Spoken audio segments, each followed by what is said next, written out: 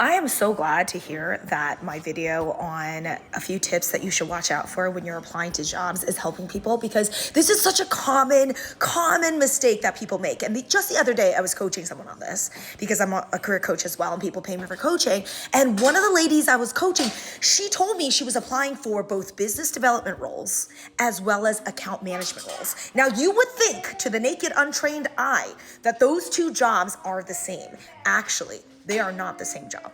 Account management is a totally different job than business development, because business development is a sales job where you have to make cold calls and build relationships from scratch. Whereas an account manager, an AM, is somebody who manages existing accounts, two very different skill sets. So if you were to use the same resume to apply to both jobs, it would be kind of like, which one do you want? That would be the first question that an interviewer would ask you, even if they wanted to interview you.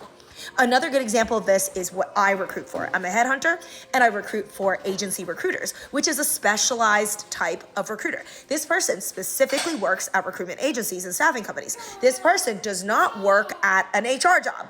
So if you are an HR applicant and you are now applying to agency recruitment roles, that is not a fit right away, because we don't want HR people. Like, that is not our job at all. Our job is a hardcore sales job. It is not HR. So somebody who has an HR focused resume, even though they're applying for a recruiter, it's a different type of recruiter. You know what I'm saying? Same with medical writing. Now, medical writing, there's many niches. There's educational content for continuing education. There are publication and marketing medical writing. Then there's also regulatory medical writing, which is for FDA new drug submittals that pharmaceutical companies need to compile to send to the regulatory bodies to get the drug approved and make the big old bucks that they make. Now, those are very different writers. They're not to be used interchangeably. And that's even the same field. That's the same field, it's writing, but they're different types of writing. So the niches, I just can't stress this enough. Like, you really gotta know your niche. Let's talk about regulatory for a second. Regulatory strategy is different than regulatory operations. Even that nuance is enough that you gotta state the difference.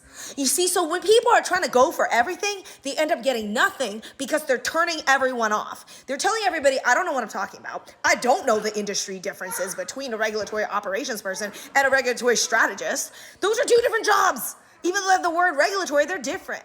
So when you're interviewing, it's critical to make sure you have a clear and focused target, or else you are going to waste your own time applying for so many things and you're gonna get nothing. You're gonna get nothing. You're gonna have nothing to show for it. So make sure you focus and use that as your North Star. Make sure you're clear on who you are and what you offer.